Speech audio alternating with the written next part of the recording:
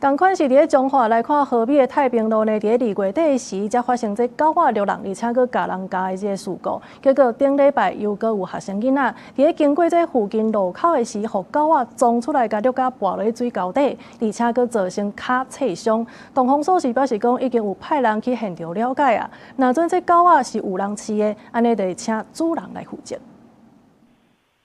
学生骑电动机车经过彰化河边的太平路，雄一只狗仔走出来，学生着惊，回头要看是虾米情形，结果一个无细力，全规个人摔落去水沟内底，造成脚目受伤、大腿刺伤，电动车嘛摔甲害去。狗咪伫啊，三只骨伫啊，看伊来转变个，转要甲对。伊着惊后底看讲，转弄去条转拔了变过。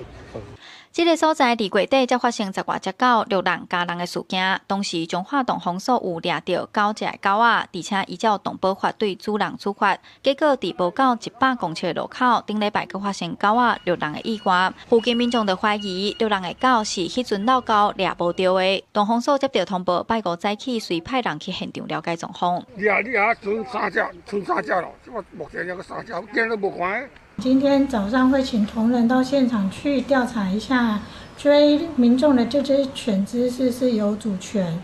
如果是有主权，我们会请畜主负起畜主犬只管理的责任。彰化动防所表示，经过调查，若是狗仔有主人，而且无做好管理责任，造成民众受伤，会依照动保法处罚。若是弄动狗，而且清洁队协助抓狗进行安置。附近民众表示，近摆经过遮拢心惊胆吓，希望相关单位会当积极处理，避免类似意外搁再发生。记者杨淑静，彰化报道。